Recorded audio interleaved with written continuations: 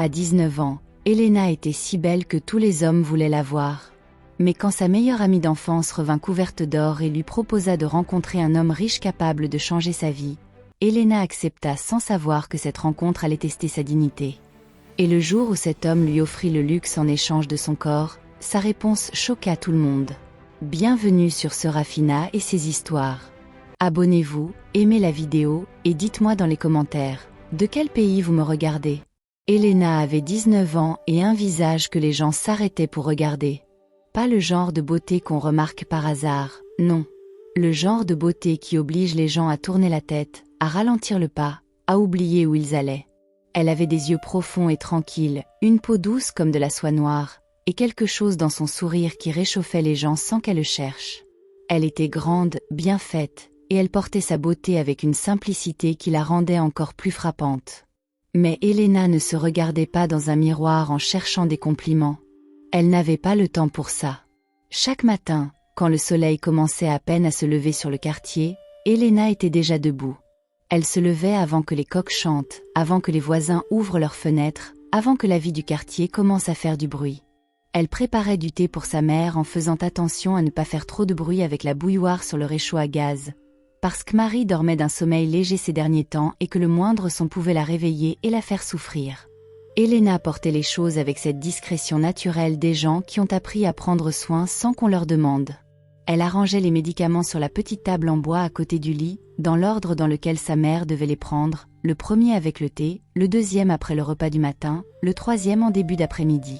Elle avait fabriqué un petit système avec 3 enveloppes Kraft pliées en 2 sur lesquelles elle avait écrit les heures au stylo noir, parce que Marie confondait parfois et qu'elle avait pris le mauvais comprimé un soir en croyant bien faire, et Elena ne voulait plus que ça se répète.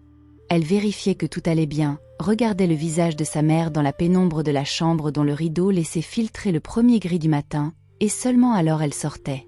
Sa mère, Marie, était une femme qui avait travaillé toute sa vie avec ses 2 mains et une volonté qui ne pliait pas. Elle avait vendu des pagnes dans les marchés pendant des années, portant les ballots sur sa tête avec la dignité d'une reine, se levant à l'aube et rentrant à la tombée du jour. Elle avait lavé du linge pour des familles aisées de l'autre côté de la ville, prenant le minibus à 5 heures du matin avec ses 2 seaux en plastique blanc sous le bras. Elle avait fait des petits plats qu'elle vendait dans des sachets devant les écoles, du riz aux haricots, du poulet grillé enveloppé dans du papier journal, de la bouillie de maïs sucré que les enfants adoraient. Elle avait tout fait pour Elena, absolument tout, et son corps avait fini par payer le prix de toutes ces années d'efforts. Ses jambes ne la portaient plus comme avant. Ses mains gonflaient certains jours au point qu'elle ne pouvait plus tenir une cuillère correctement et qu'elle renversait son bol de soupe sur les genoux avec une honte silencieuse qui faisait plus mal à Elena que n'importe quelle blessure physique. Elle souffrait en silence, comme elle avait toujours fait, mais Elena voyait tout. Elena avait arrêté l'école à 17 ans. Ce n'était pas une décision qu'elle avait prise à la légère. Elle se rappelait encore ce matin-là avec une précision qui ne s'effaçait pas. Assise à côté de sa mère dans la petite cuisine à l'odeur de fumée et de gingembre bouilli, la lumière jaune de l'unique ampoule au-dessus d'elle, le carnet scolaire posé sur la table entre elles deux comme un objet qu'aucune des deux ne voulait toucher. Marie pleurait doucement, sans bruit, juste des larmes qui coulaient sur ses joues sans qu'elle essaie de les retenir, et elle lui disait entre 2 respirations qu'elle ne pouvait plus payer les frais scolaires du 2e trimestre. Qu'elle avait essayé, que Dieu savait qu'elle avait essayé, mais qu'il y avait eu la consultation médicale du mois dernier et la réparation du toit et que l'argent ne suffisait plus. Elena avait regardé sa mère pleurer et elle avait senti quelque chose se reformer en elle, quelque chose de solide et de décidé qui venait du centre de sa poitrine. Pas de la résignation. Pas de la colère non plus. Quelque chose de plus calme et de plus profond que les deux. Elle avait pris la main de sa mère entre ses 2 paumes, cette main gonflée et douloureuse qui avait en travaillé, et elle lui avait dit qu'il n'y avait rien à pleurer, que tout allait bien aller. Et elle le pensait vraiment. Elena n'était pas du genre à s'effondrer face aux difficultés. Elle était du genre à retrousser les manches. C'est sa tante Ngozi qui lui avait donné l'idée du chariot. Une vieille tante qui vendait des ignames sur le marché depuis 30 ans et qui portait toujours le même pagne jaune délavé avec la fierté d'une femme qui sait exactement qui elle est. Ngozi lui avait dit un soir en écrasant des grains de poivre dans son mortier que la nourriture, les gens en ont toujours besoin, quoi qu'il arrive. Quand les gens pleurent, ils mangent. Quand ils fêtent, ils mangent encore plus. Quand ils n'ont plus rien, la première chose qu'ils cherchent c'est quand même quelque chose à manger. Elle avait regardé Elena par-dessus son mortier et avait dit qu'une fille intelligente choisissait de vendre ce que les gens cherchent même sans argent. Elena avait écouté, réfléchi toute une nuit en fixant le plafond de la chambre pendant que Marie dormait à côté d'elle, et avait utilisé les dernières économies qu'elles avaient à la maison pour acheter un petit chariot en bois qu'un menuisier du quartier lui fabriqua pour un prix raisonnable parce qu'il connaissait sa mère depuis longtemps, quelques paniers en plastique tressés de couleurs rouge et blanche. Et sa première commande de fruits chez un grossiste du marché central. Des oranges de la saison, des mangues à la peau encore un peu verte qu'il fallait laisser mûrir 2 jours dans un coin sombre, des papayes rondes et lourdes, des bananes en régimes entiers, et quelques goyaves qu'elle adorait elle-même manger depuis toute petite, croquantes et légèrement acidulées, le goût de son enfance dans la cour de la maison. Elle installait son chariot tous les matins au même endroit, dans une rue passante du quartier où les gens venaient acheter avant d'aller travailler. Elle avait choisi cet emplacement après avoir observé 3 jours entiers les habitudes du quartier, debout à différents coins de rue à différentes heures, comptant les gens qui passaient, regardant où ils s'arrêtaient, notant mentalement les heures de pointe. Elle avait un sens aigu de l'observation que personne ne lui avait enseigné mais qui était là, en elle, naturellement. Elle avait appris à arranger ses fruits d'une façon qui donnait envie d'acheter.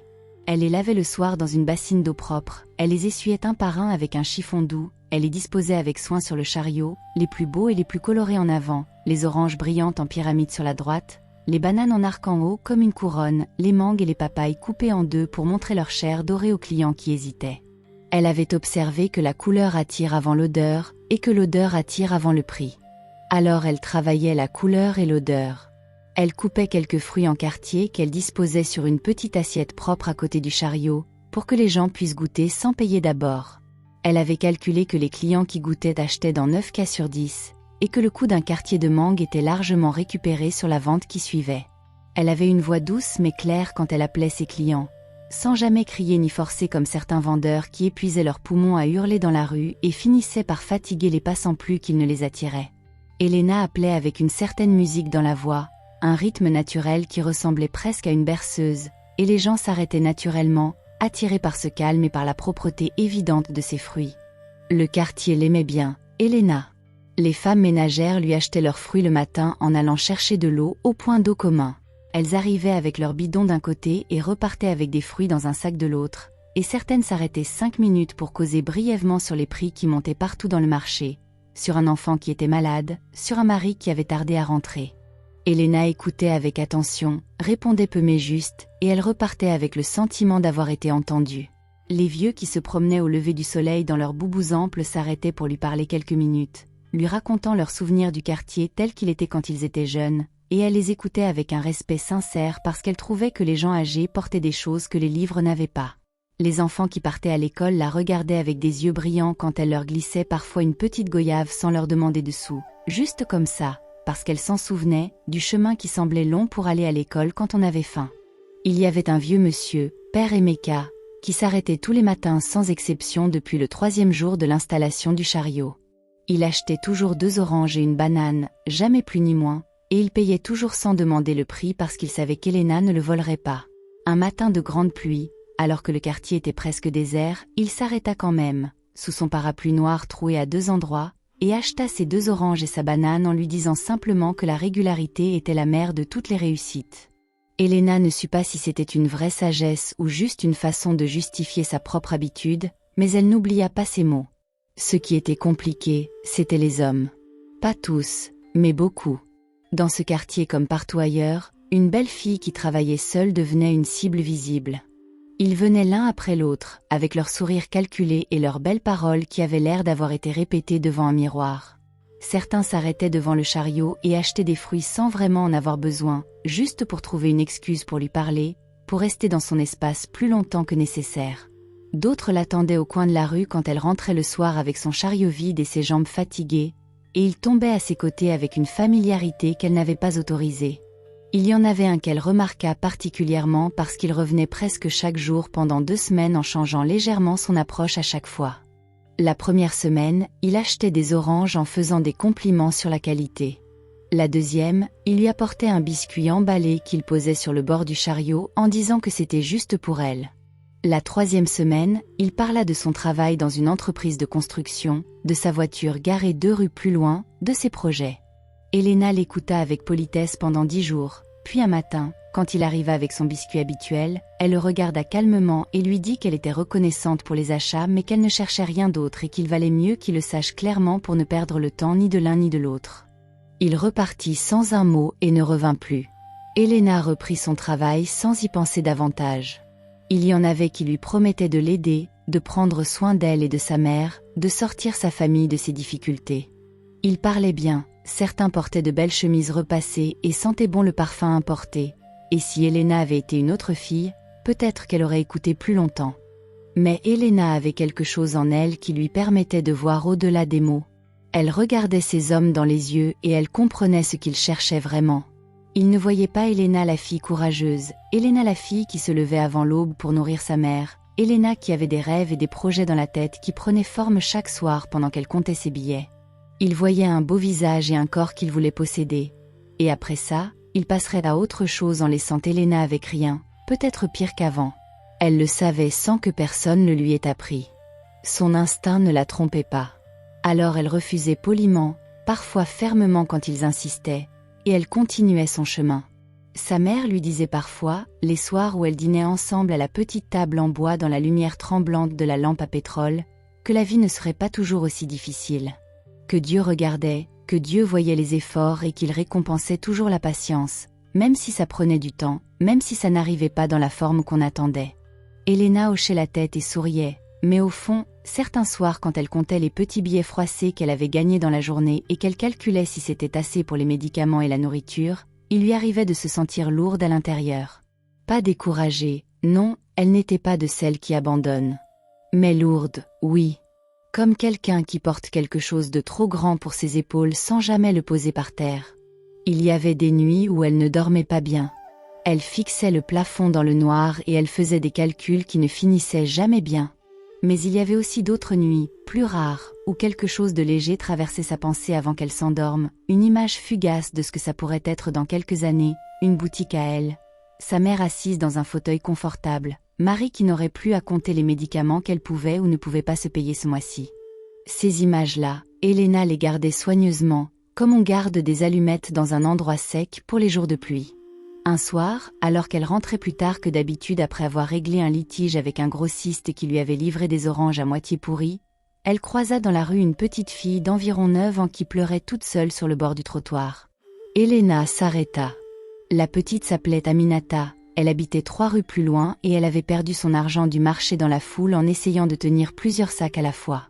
Elle avait peur de rentrer chez elle parce que sa mère l'avait envoyée acheter des tomates et de l'huile et qu'elle n'avait plus rien. Elena s'accroupit à sa hauteur, lui parla doucement, lui essuya le visage avec le coin de son pagne, et lui donna de l'argent pour remplacer ce qu'elle avait perdu. La petite la regarda avec des yeux si grands et si reconnaissants qu'Elena en eut presque le cœur serré. Elle lui dit de ne plus porter trop chose à la fois et de toujours tenir l'argent dans sa poche fermée, pas dans la main. Aminata repartit en courant. Elena la regarda disparaître au coin de la rue et reprit sa route avec quelque chose de chaud dans la poitrine. Quelque chose qui ne venait pas de l'argent ou du travail mais de ce geste simple d'avoir vu quelqu'un qui en avait besoin. Si le mois prochain les médicaments augmentaient encore, si un grossiste changeait ses prix, si la saison des mangues finissait plus tôt que prévu et qu'elle devait trouver d'autres fruits à des coûts différents. Elle déroulait ses scénarios jusqu'à 2 ou 3 heures du matin parfois, et elle se réveillait quand même à 5 heures parce que son corps avait appris à ne pas se laisser dépasser par la fatigue de la tête. Ce matin-là commença comme tous les autres matins. Elena avait disposé ses fruits sur le chariot avec le même soin rituel. Elle avait bu son thé debout en regardant la rue qui s'éveillait progressivement, les premiers mototaxis qui démarraient dans la fraîcheur bleue de l'aube, les femmes qui sortaient avec leurs balais pour balayer devant leurs portes, les odeurs de bois brûlé et de soupe matinale qui commençaient à se mêler dans l'air. Elle avait commencé à appeler ses premiers clients avec sa voix habituelle, et la matinée s'était bien passée. Elle avait vendu beaucoup d'oranges et presque toutes ses mangues parce qu'une femme de l'immeuble du fond était venue en acheter 2 kilos pour une visite chez sa sœur. Vers 11 heures, la chaleur commença à monter d'un seul coup, comme si le soleil avait décidé de frapper plus fort sans prévenir, et le flux de clients ralentit. Elena but un peu d'eau fraîche dans sa gourde en plastique bleu et s'éventa avec la couverture d'un magazine qu'un client avait oublié un jour. C'est à ce moment-là qu'elle entendit quelqu'un l'appeler par son prénom avec une voix qu'elle ne reconnut pas tout de suite. Quelque chose dans l'intonation qui était familière mais pas immédiatement localisable. Elena. Elle leva la tête. La fille qui se tenait devant elle était difficile à reconnaître au premier regard. Elle portait une robe en tissu brillant d'un vert profond avec des reflets légèrement dorés dans la lumière du soleil, des sandales à talons avec des lanières dorées qui brillaient sur le bitume chaud, un sac à main d'une marque qu'Elena avait vu une seule fois dans un magazine qu'une voisine avait ramené de chez une cousine de la capitale. Ses bijoux en or, des vrais, brillaient au soleil sur ses poignets et dans ses oreilles avec cette lenteur des choses qui n'ont pas besoin de faire d'efforts pour être vues. Ses cheveux étaient arrangés avec soin dans une coiffure haute et complexe qui avait certainement coûté plusieurs heures chez une coiffeuse du marché. Ses ongles étaient faits, d'un rouge bordeaux profond, son maquillage parfait malgré la chaleur. Elle sentait un parfum lourd et sucré, quelque chose entre la vanille et le musc, qui arriva à Elena avant même que la femme soit à 2 mètres d'elle. Puis Elena regarda le visage. Et la mémoire revint, lentement d'abord, puis d'un coup. Sandra Haise. Sa meilleure amie d'enfance. Elles avaient grandi dans le même quartier, joué dans les mêmes ruelles poussiéreuses les après-midi où les adultes faisaient la sieste, partagé les mêmes rêves de petites filles assises sur des nattes dans les cours communes à se demander à quoi ressemblerait leur vie de grande. Sandra qui avait un rire contagieux qu'on entendait de 3 maisons plus loin, qui courait plus vite que tous les garçons du quartier, qui récitait par cœur les paroles des chansons de la radio avec une précision qui faisait rire tout le monde. Sandra qui était partie à un moment donné habiter chez une tante dans un autre quartier de la ville parce que sa mère pensait que ce serait mieux pour elle, qu'elle aurait plus d'opportunités là-bas, et dont Elena n'avait plus eu de nouvelles depuis presque 2 ans. Les 2 filles se regardèrent un moment sans parler. Elena sentit quelque chose d'étrange passer entre elles, comme un courant d'air chaud dans une pièce fermée, un mélange de joie sincère et de quelque chose de plus difficile à nommer. La joie de retrouver une amie d'enfance, et en même temps ce petit pincement que l'on ressent parfois quand on voit que la vie d'une autre a l'air d'avoir tellement mieux tourné que la sienne.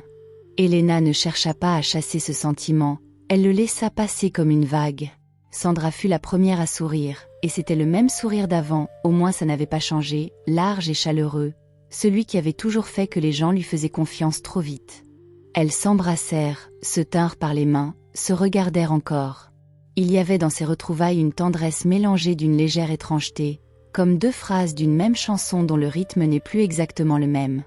Sandra la regarda des pieds à la tête avec quelque chose dans les yeux qu'Elena ne sut pas tout de suite comment interpréter.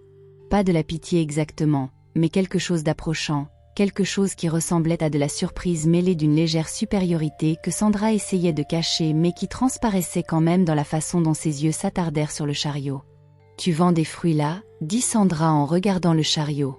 Sa voix était neutre mais le regard ne l'était pas. C'était une question et une constatation à la fois, et elle contenait dans sa simplicité toute une échelle de valeurs que Sandra n'aurait peut-être pas su formuler autrement. « Oui », dit Elena simplement. Sans gêne, sans défense non plus. « Depuis longtemps ?» « 2 ans bientôt. » Sandra pinça les lèvres et hocha la tête avec l'air de quelqu'un qui entend une chose difficile à accepter pour le compte de l'autre.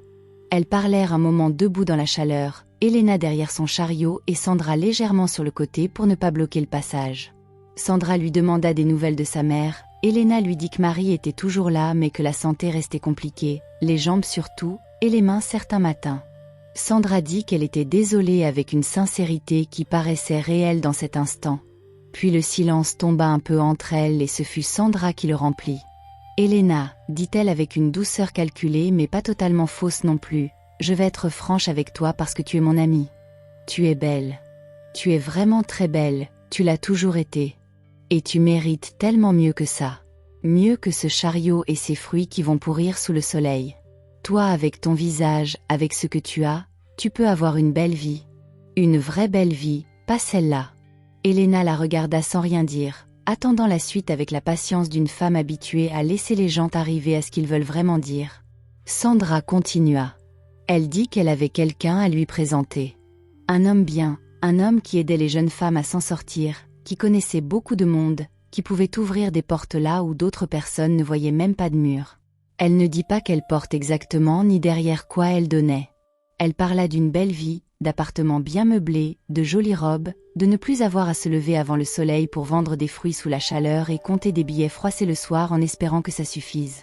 Elle parlait avec beaucoup d'enthousiasme, comme quelqu'un qui essaie de convaincre et qui connaît les bons mots pour le faire. Et Elena écoutait en la regardant dans les yeux avec cette attention tranquille qui était sa façon à elle de prendre la mesure des choses.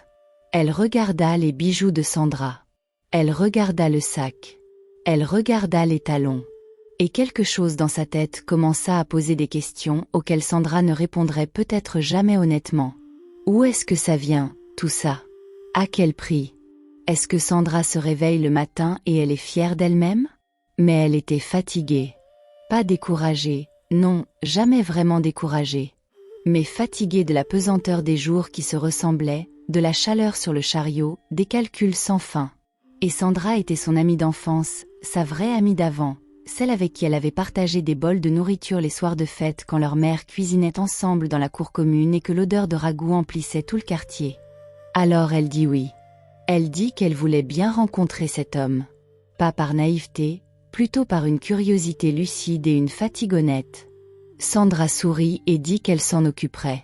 Ce soir-là, Elena rentra chez elle avec ses gains de la journée, prépara à manger pour sa mère, attendit que Marie s'endorme d'un sommeil régulier, et sortit la robe qu'elle gardait pliée soigneusement dans une petite valise en plastique sous le lit. Une belle robe bleue qu'elle avait achetée dans une friperie 2 ans plus tôt pour quelques billets.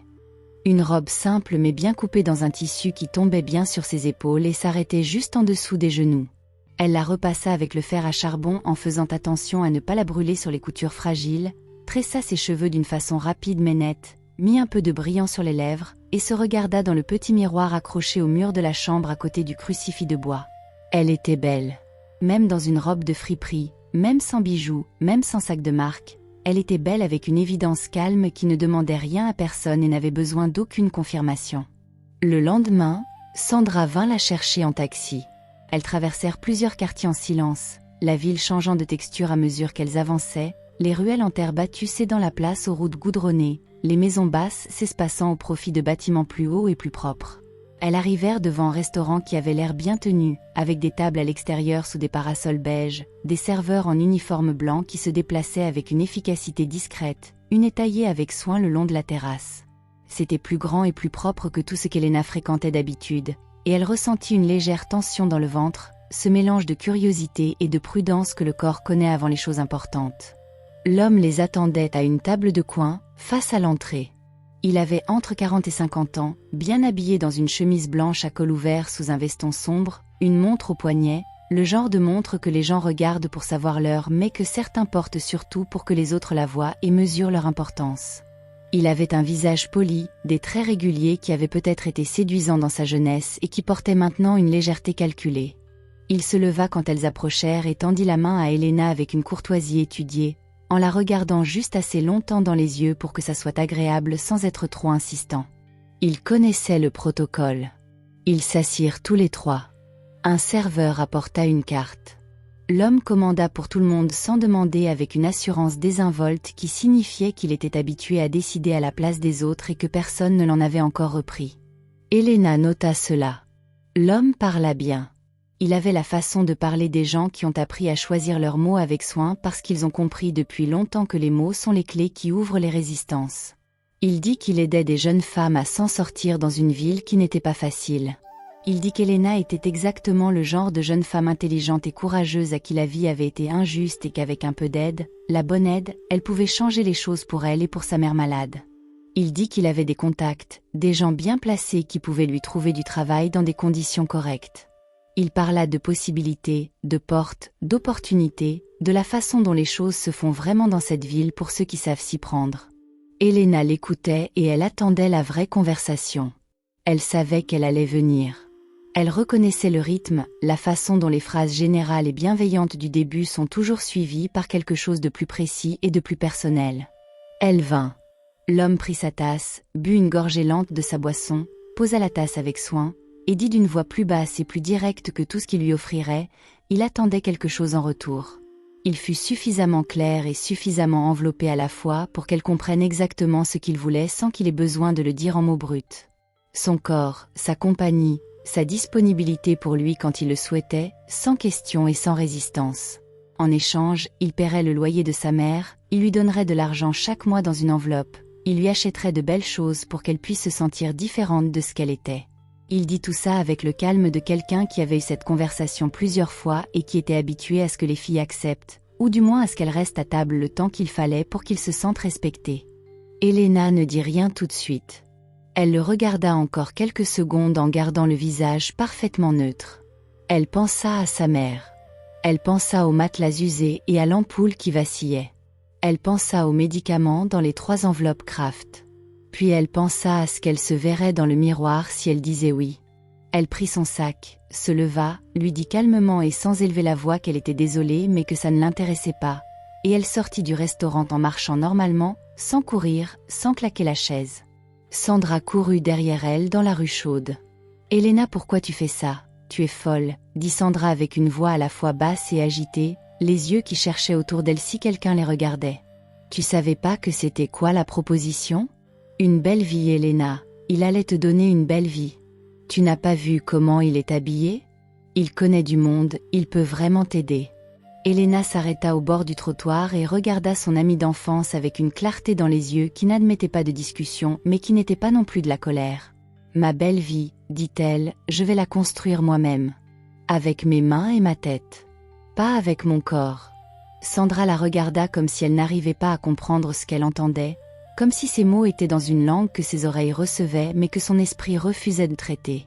Elle dit qu'Elena était naïve, qu'elle ne comprenait pas comment le monde fonctionnait vraiment pour des filles comme elle, que sa fierté ne nourrirait pas sa mère les nuits difficiles. Sa voix était nerveuse, presque en colère, et Elena comprit que Sandra était en colère parce qu'elle-même avait dit oui à des hommes comme celui-là, peut-être plusieurs fois, et que c'était comme ça que Sandra payait ses talons et ses bijoux en or et le parfum qui arrivait avant elle. Et que le refus calme d'Elena était comme un miroir que Sandra ne voulait pas regarder en face parce que ce qu'il montrait était douloureux. Elena lui dit qu'elle ne la jugeait pas, qu'elle ne pouvait pas juger les choix que les gens faisaient dans la peur ou dans la fatigue, parce qu'elle connaissait la peur et elle connaissait la fatigue. Mais qu'elle, Elena, ne pouvait pas, qu'elle ne voulait pas, que certaines choses, une fois données, ne revenaient pas. Elle rentra chez elle à pied. Il faisait chaud, une chaleur lourde et moite qui colle aux vêtements. Ses chaussures n'étaient pas faites pour marcher longtemps sur l'asphalte et elle les sentait à chaque pas. Mais elle marcha, et pendant qu'elle marchait dans les rues qu'elle connaissait par cœur, quelque chose en elle se consolida encore un peu plus, comme une colonne vertébrale qui se redresse après qu'on a essayé de la plier. Sa mère était réveillée quand elle rentra, assise sur le bord du lit avec une tasse de thé refroidie dans les mains. Marie la regarda entrer avec ses yeux qui avaient l'habitude de tout lire sur le visage de sa fille depuis 19 ans, et elle lui demanda doucement comment s'était passée la sortie. Elena s'assit sur le bord du lit, enleva ses chaussures avec un soupir presque silencieux, et dit simplement que tout allait bien, qu'elle avait rencontré quelqu'un mais que ça n'avait rien donné, et que demain elle reprendrait son chariot. Marie prit la main de sa fille et resta silencieuse un long moment. Le quartier faisait du bruit dehors, des voix d'enfants, un klaxon au loin, la radio d'un voisin qui passait quelque chose de joyeux. Puis Marie dit que Dieu regardait chaque pas qu'on faisait, le bon et le mauvais, et qu'il récompensait toujours de la bonne façon ceux qui marchaient droit. Elena posa sa tête sur l'épaule de sa mère et ferma les yeux. Elle ne dit rien. Il n'y avait rien de plus à dire ce soir-là. Le lendemain matin, elle était debout avant les coqs. Les semaines qui suivirent, Elena pensa à beaucoup de choses. Elle pensa à sa situation, à l'argent qu'elle gagnait, à sa mère, à ce qu'elle voulait vraiment pour elle-même dans 5 ans, dans 10 ans. Elle pensa à Sandra et aux femmes comme Sandra. Et elle se dit que la différence entre elle et elle n'était pas une question de courage ou de faiblesse, mais une question de ce qu'on avait appris à croire qu'on méritait. Et elle, Elena, avait appris quelque chose de différent à côté d'une mère qui s'était cassé le dos à travailler honnêtement, et cette leçon était dans ses os maintenant. Elle recommença à compter différemment. Avant, elle comptait chaque jour pour voir si elle avait assez pour la semaine. Maintenant, elle se mit à compter d'une autre façon, une façon plus longue et plus ambitieuse. Elle se demanda combien il lui faudrait mettre de côté chaque jour pour pouvoir, dans quelques mois, changer quelque chose de concret à sa situation. Elle commença par économiser 5 francs par jour. Pas toujours possible. Certains jours elle ne pouvait rien mettre de côté parce que les médicaments avaient tout pris ou parce qu'une journée de pluie avait trop réduit ses ventes. Mais les jours où elle pouvait, elle gardait cet argent dans une vieille enveloppe Kraft qu'elle glissait sous le matelas à côté du mur. Elle arrêta de se payer des petites choses qui lui faisaient plaisir, le savon parfumé à la rose qu'elle aimait depuis toujours, les biscuits au beurre qu'elle mangeait parfois l'après-midi quand la faim devenait trop forte. Elle mangea plus simplement, plus légèrement, sans se plaindre à voix haute, même quand son ventre se plaignait à sa place. Elle commença aussi à observer les autres vendeurs du quartier avec une attention différente. celle d'une élève qui apprend sur le terrain parce qu'elle n'a plus de salle de classe. Elle regardait ceux qui gagnaient bien et ceux qui gagnaient peu, elle essayait de comprendre la différence entre les deux groupes. Elle remarqua que les vendeurs qui s'installaient toujours au même endroit, à la même heure, avec la même régularité, avaient des clients fidèles qui revenaient d'eux-mêmes sans avoir besoin d'être appelés, parce que l'habitude est une force plus puissante que la publicité. Elle remarqua que ceux dont les marchandises étaient bien présentées vendaient plus vite même quand leurs prix étaient les mêmes que les autres. Elle remarqua que certains proposaient des fruits qu'on ne trouvait pas facilement ailleurs dans le quartier et que les gens faisaient exprès de venir les chercher en passant, transformant une contrainte en destination. Elle commença à aller voir ses grossistes plus tôt le matin, quand les camions de livraison arrivaient du marché central et qu'on pouvait choisir les plus beaux lots avant que les autres vendeurs arrivent. Elle apprit à négocier doucement mais fermement sur les prix quand elle achetait en plus grande quantité, à sourire sans céder, à remercier sans plier. Elle commença à proposer quelques produits que personne d'autre dans sa rue ne vendait, des citrons verts pour le poisson, du gingembre frais en racines entières, des fruits de saison qu'on utilisait pour faire des jus et que les mamans du quartier cherchaient partout les week-ends. Ses gains augmentèrent un peu. Pas de façon spectaculaire, rien qui aurait fait dire aux gens du quartier qu'elle réussissait. Mais régulièrement, solidement, comme l'eau qui monte dans un puits après une bonne pluie, lentement mais sûrement. Et elle continuait à économiser. Après 8 mois de cela, l'enveloppe sous le matelas avait grossi à un point qu'elle n'aurait pas cru possible au départ quand elle avait glissé les premiers billets dedans avec l'impression que c'était presque rien. Ce n'était pas encore beaucoup, mais c'était assez pour prendre une décision qu'elle avait tournée et retournée dans sa tête pendant des semaines, une décision qui l'effrayait un peu et l'excitait beaucoup. Une boutique venait de se libérer dans la rue principale du quartier. Pas une grande boutique, une toute petite, avec à peine assez d'espace pour 2 personnes à l'aise, une devanture étroite qui donnait directement sur le trottoir entre une échoppe de réparation de chaussures et un petit salon de coiffure. Le propriétaire, qui était aussi propriétaire de l'immeuble entier au-dessus, demandait un loyer mensuel que Elena trouva raisonnable quand elle le compara à ce qu'elle pourrait faire avec un vrai espace fixe et à l'abri de la pluie, plutôt qu'un chariot qu'elle devait sortir et rentrer chaque jour en priant que le temps tienne. Elle alla voir le propriétaire un mardi matin, habillée proprement, ses cheveux bien arrangés, une petite chemise blanche rentrée dans son pagne imprimé. Elle lui expliqua sa situation avec honnêteté sans se plaindre ni chercher à apitoyer, lui montra qu'elle était sérieuse dans son commerce, qu'elle payerait régulièrement et sans retard. Le propriétaire, un vieux monsieur aux tempes grises qui avait l'air d'avoir vu beaucoup de choses dans sa vie et de n'en avoir été surpris par aucune, la regarda un long moment par-dessus ses lunettes à monture métallique, puis il accepta de lui louer la boutique. Elena paya le premier mois avec son enveloppe et déménagea son chariot à l'intérieur. Le premier jour dans la boutique, elle n'endormit presque pas la nuit d'avant tellement elle était à la fois excitée et inquiète d'une façon qui se mélangeait dans sa poitrine comme de l'eau chaude et de l'eau froide. Et si les clients ne venaient pas? Et si le loyer devenait trop lourd dans 2 mois si les ventes ne suivaient pas? Et si elle avait fait une erreur et qu'elle perdait tout ce qu'elle avait mis de côté? Elle prépara ses fruits avec encore plus de soin que d'habitude, balaya 3 fois le sol de la petite boutique, accrocha un petit tissu coloré à l'entrée pour attirer l'œil depuis la rue, et attendit avec les mains posées sur le comptoir. Les clients vinrent. Ceux qui avaient l'habitude de lui acheter des fruits au chariot s'arrêtèrent en voyant le changement, regardèrent le petit local avec curiosité, et achetèrent comme d'habitude en disant qu'elle avait bien fait. Et avec le local, il y en eut de nouveaux, des gens qui n'auraient peut-être pas remarqué son chariot dans la rue mais qui s'arrêtaient en voyant la devanture d'une vraie boutique, quelque chose de fixe et de sérieux. À la fin du premier mois dans la boutique, Elena calcula ses gains et ses dépenses avec une concentration totale. Elle avait payé le loyer, elle avait acheté ses médicaments pour sa mère, elle avait mangé et nourri sa mère, et il lui restait encore quelque chose. Pas beaucoup, mais quelque chose de réel. Elle prit ce quelque chose et le glissa dans une nouvelle enveloppe. Sa mère pleura ce soir-là. Pas de tristesse, de fierté. Marie prit sa fille dans ses bras et la tint longtemps contre elle, et elle dit que Dieu avait vu chaque matin avant l'aube, chaque billet économisé, et qu'il avait répondu à sa façon. Elena essuya les larmes de sa mère et dit que ce n'était qu'un début. Elle le croyait vraiment. Les mois passèrent.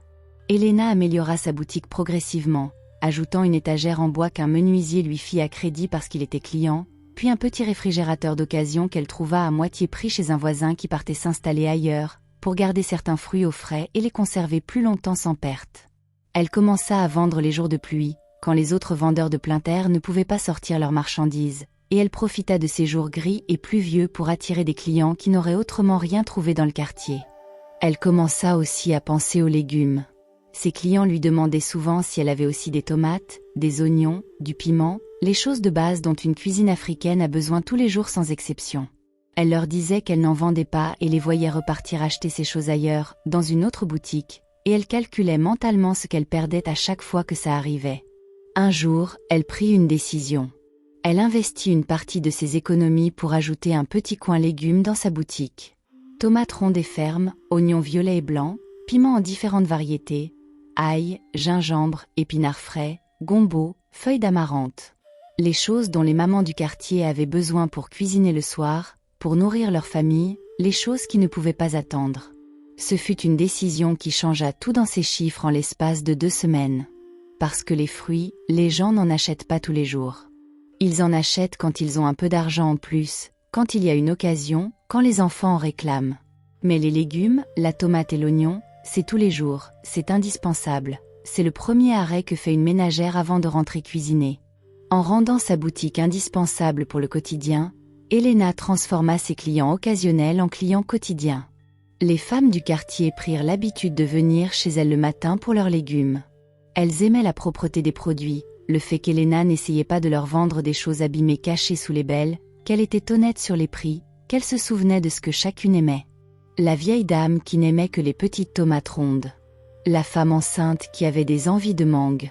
La mère de famille nombreuse à qui Elena faisait un prix légèrement meilleur parce qu'elle venait régulièrement. Ces petites attentions, ça se savait dans un quartier. Le bouche à oreille fit le reste. Au bout d'1 an dans la boutique, Elena n'avait plus assez d'espace. Ses légumes débordaient sur le trottoir, ses fruits remplissaient chaque centimètre disponible. C'était un beau problème à avoir, mais il créait une vraie tension. Elle s'assit un soir à la table avec sa mère et lui expliqua qu'elle pouvait aller voir une banque pour demander un prêt. Marie dit qu'elle allait prier pour que les portes s'ouvrent. Elena alla à la banque un mercredi matin. Proprement habillée, ses cahiers de compte bien tenus sous le bras dans une pochette en plastique transparent pour les protéger de la pluie au cas où, une lettre rédigée elle-même qu'elle avait relue 7 fois la veille au soir en corrigeant les fautes une à une avec son dictionnaire de poche. Elle attendit son tour sur le banc en bois dans le hall de la banque pendant presque 2 heures, sans s'impatienter, en relisant ses notes mentalement. Le conseiller qui l'a reçu était un homme d'une 40aine d'années avec des lunettes et une chemise à cravate. Il la regarda d'abord avec une légère surprise quand elle posa ses cahiers sur son bureau, parce qu'elle était jeune, parce qu'elle était femme, parce qu'elle venait demander un prêt pour un commerce de fruits et légumes comme si c'était une évidence. Elena vit cette surprise dans ses yeux et elle la laissa passer sans y répondre. Elle posa sa lettre et ouvrit son premier cahier à la page de janvier. Elle lui présenta ses comptes mois par mois avec une clarté qui ne laissait pas de place à l'ambiguïté. Elle expliqua sa méthode d'approvisionnement, ses relations avec les grossistes, l'évolution de sa clientèle depuis le chariot jusqu'à la boutique. Elle avait même préparé un petit tableau comparatif fait à la main montrant ses revenus sur les 12 derniers mois et leur progression régulière. Le conseiller se pencha en avant sans s'en rendre compte. Elena avait ses chiffres. Elle avait ses comptes. Elle avait des lettres de quelques clients réguliers qui avaient accepté d'écrire quelques lignes. Le conseiller regarda tout ça, lui posa des questions, et lui dit qu'il reviendrait vers elle. 3 semaines plus tard, le prêt fut accordé. Elena lut la lettre plusieurs fois avant de la poser sur la table. Puis elle alla dans la chambre et resta quelques minutes en silence, la tête posée sur ses mains jointes. Elle trouva son nouveau local dans une rue de marché, un espace 5 fois plus grand que sa petite boutique, avec une devanture visible de loin et un entrepôt à l'arrière. Elle signa le bail, aménagea avec méthode, et cette fois, elle ne fit pas tout seul. Elle embaucha Busy, une jeune femme de 20 ans du quartier qui avait besoin de travail et qui était sérieuse. Elle lui apprit ce qu'elle savait, lui donna des responsabilités, et lui dit qu'une bonne employée était une force pour tout le monde. La grande boutique ouvrit un lundi matin. Dans les semaines qui suivirent, Elena ajouta des épices, des condiments, des huiles, de petites choses de cuisine que les femmes cherchaient partout. Son commerce était devenu un petit supermarché de proximité, propre, honnête, chaleureux. Le quartier parla. Les gens vinrent d'autres rues. Des femmes demandèrent des commandes en grande quantité pour les fêtes. Elena dit oui à tout ce qui était raisonnable et apprit à gérer des volumes qu'elle n'aurait pas imaginés 2 ans plus tôt. Un après-midi ordinaire, quelques mois après l'ouverture de la grande boutique, Busy vint dire à Elena qu'il y avait quelqu'un qui demandait à la voir. Elena sortit. Sandra était là, debout au milieu de la boutique, en train de regarder autour d'elle avec des yeux qui n'arrivaient pas à s'arrêter sur un point fixe. Elle portait encore de belles choses, mais quelque chose dans son visage avait changé. Quelque chose d'un peu fatigué, un peu fané, les bords qui commençaient à se recourber si on s'approchait. Quand elle vit Elena, Sandra resta silencieuse un moment. Elena la regarda sans animosité, sans froideur non plus. Le quartier parlait, dit Sandra à voix basse. J'avais entendu dire que tu avais ouvert un grand commerce. Je n'y avais pas cru au début. Alors je suis venue voir de mes propres yeux. Elena fit un geste de la main pour lui indiquer les étagères pleines, les caisses bien remplies, les clients qui circulaient dans les allées. Voilà, dit-elle simplement. Sandra regarda tout ça et se tut encore un long moment. Puis elle dit à voix basse, d'une voix petite et honnête que Elena n'avait jamais entendue dans la bouche de cette Sandra élégante et assurée d'autrefois. Comment tu as fait, Elena? Sincèrement. Dis-moi comment tu as fait. Elena s'appuya sur le comptoir et regarda son amie d'enfance. Elle voyait maintenant ce que les jolies robes cachaient. La fatigue de nuit compliquée. Les marques sous les yeux. Elle voyait quelqu'un qui avait pris un chemin qui paraissait plus facile au départ et qui s'était rendu compte, trop tard peut-être, que ce chemin avait des barbelés cachés sous la poussière. Elena ne dit rien de tout ça. Elle dit à Sandra qu'elle l'avait fait petit à petit, qu'elle avait économisé, qu'elle avait appris en observant les autres, qu'elle avait travaillé sans compter les heures et sans chercher des raccourcis, qu'elle avait prié dans le silence de sa boutique quand personne ne regardait, et qu'elle n'avait jamais cessé de croire que c'était possible même dans les moments où tout semblait trop lourd pour ses épaules. Sandra l'écoutait, les yeux un peu brillants. « Tu m'en veux, dit Sandra. » Elena réfléchit sincèrement à la question. « Non, dit-elle. » Elle ne pouvait pas en vouloir à quelqu'un d'avoir fait des choix avec la peur qui était la sienne à ce moment-là. Mais qu'il n'était jamais trop tard pour commencer différemment. Sandra dit qu'elle voulait changer, qu'elle n'en pouvait plus, qu'elle était épuisée d'une façon que les bijoux ne pouvaient pas cacher. Elle dit ça avec une honte visible dans les épaules, les yeux baissés, et Elena ressentit pour elle quelque chose de chaud et de douloureux à la fois. Elena l'emmena dans un quartier de tisserands et de vendeurs de pagnes qu'elle connaissait bien. Elle présenta Sandra à une femme de confiance. Elle lui montra comment s'approvisionner en petite quantité, comment tenir un cahier de compte, comment commencer avec ce qu'on a sans chercher à aller trop vite. Sandra écouta. Elle prit des notes avec son téléphone. Elle photographia tout ce qu'Elena lui montrait pour ne rien oublier. Les semaines suivantes, Elena vit Sandra dans le quartier avec un petit panier de tissus colorés qu'elle proposait aux femmes. Ce n'était pas élégant comme image. Sandra en robe de soie à vendre des pagnes dans la rue, les gens la regardaient avec des yeux curieux parfois légèrement moqueurs. Mais Sandra tenait. Elle souriait, elle présentait ses tissus, elle négociait. Un jour, Sandra appela Elena et lui dit avec une émotion vraie dans la voix qu'elle avait vendu tout son stock en une journée parce qu'une femme avait passé une grande commande pour une fête de famille. Elena l'entendit rire dans le téléphone, d'un rire léger et réel, et elle répondit avec son propre sourire. « Tu vois, dit Elena. Petit à petit. » Les mois continuèrent à passer. Elena remboursa son prêt bancaire avec une régularité qui impressionna son conseiller. Elle embaucha une deuxième personne, puis une troisième. Elle commença à préparer en silence l'ouverture de sa deuxième boutique, la notant dans son cahier le soir, dessinant des plans avec des chiffres dans les marges. Marie alla mieux. Pas parfaitement, parce que la santé d'une femme âgée ne revient pas complètement, mais elle allait mieux. Elle mangeait bien, ses médicaments ne manquaient plus jamais. Elle dormait dans un matelas neuf qu'Elena avait acheté comme une surprise un matin ordinaire.